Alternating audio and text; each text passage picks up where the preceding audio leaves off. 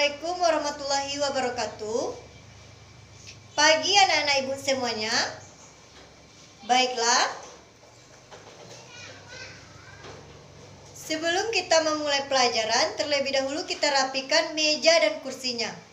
Kalau ada sampah di bawah meja dan kursinya, tolong diambil, dibuang ke tong sampah. Supaya kita melaksanakan proses belajar mengajar berjalan dengan aman, nyaman, dan baik. Kalau sudah selesai, kembali ke tempat duduknya masing-masing. Sebelum kita memulai materi pelajaran, sebaiknya kita berdoa. Ketua kelas, tolong dipimpin doanya.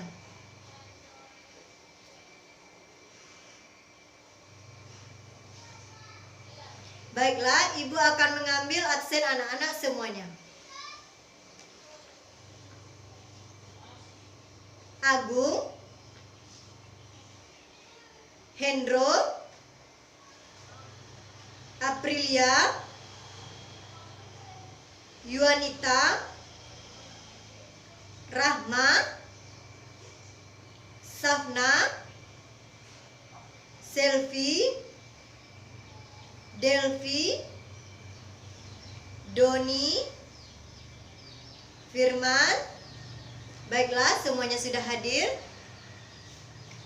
Sebelum ibu masuk ke materi saat sekarang ini, ibu ingin bertanya kepada anak-anak, apakah anak-anak sudah memahami materi yang ibu sampaikan sebelumnya? Kalau sudah memahami, kita akan masuk ke materi selanjutnya, yaitu kas dan dana kas kecil. Siapa tahu apa itu kas dan dana kas kecil? Silakan Rahma.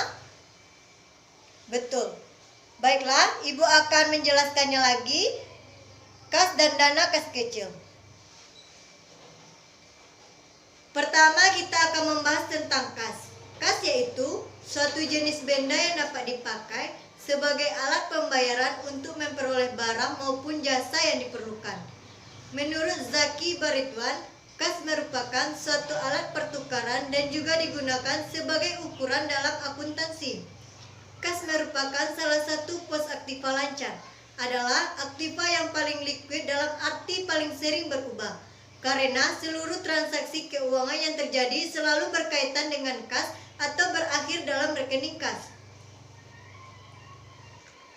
Selanjutnya, komposisi kas. Komposisi kas menurut Ikatan Akuntan Indonesia, kas terdiri dari saldo dan rekening giro setara kas. Saldo dan rekening giro setara kas adalah investasi yang sifatnya sangat liquid, berjangka pendek, dan yang dengan cepat dapat dijadikan kas dalam jumlah tertentu tanpa menghadapi risiko perubahan nilai yang signifikan.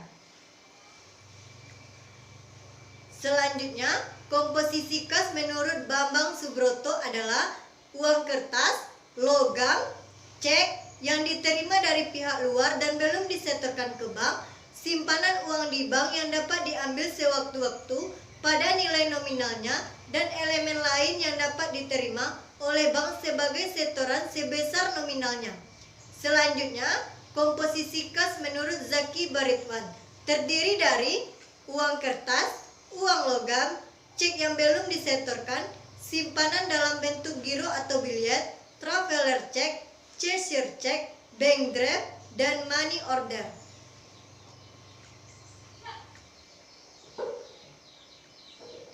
Jadi, kesimpulannya yang termasuk komposisi kas adalah semua elemen yang dapat diterima bank sebagai setoran sebesar nilai nominalnya setiap saat.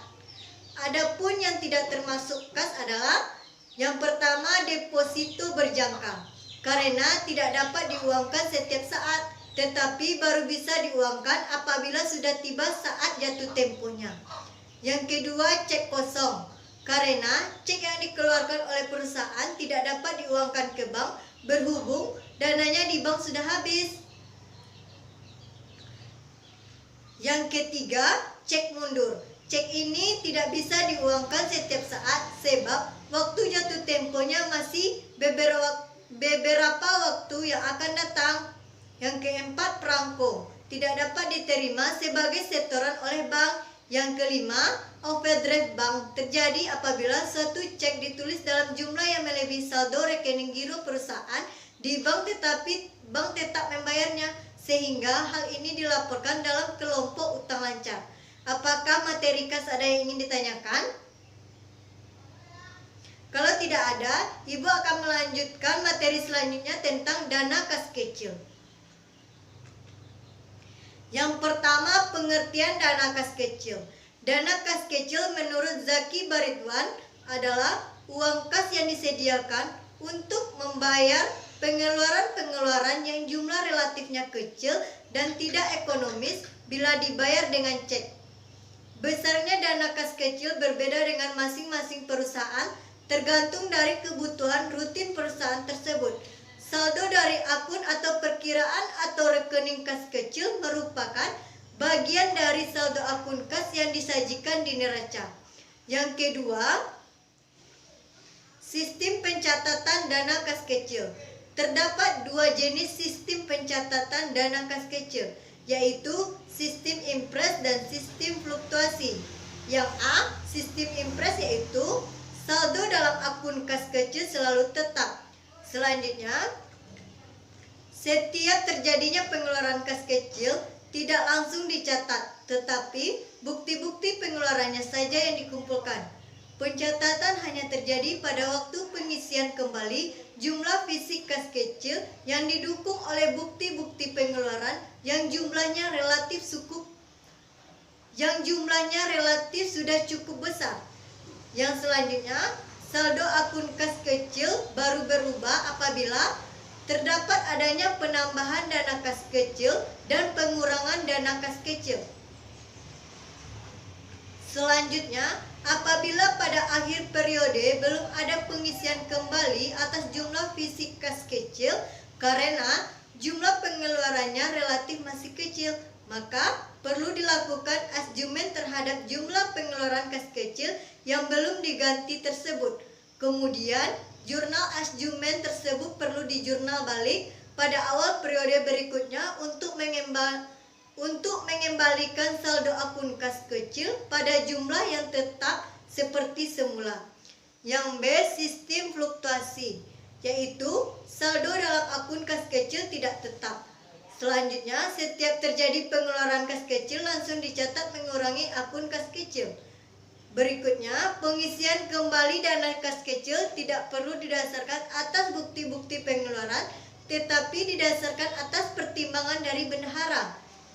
Yang terakhir, tidak perlu dibuat jurnal asjumen pada akhir periode, karena setiap pengeluaran sudah langsung dicatat pada saat terjadinya. Apakah materi dana kas kecil ada yang ingin ditanyakan? Kalau tidak ada, Ibu akan mengakhiri materi pelajaran kita hari ini. Baiklah, itulah materi hari ini. Kalau ada salah dan janggal Ibu mohon maaf. Ibu sudahi. Assalamualaikum warahmatullahi wabarakatuh.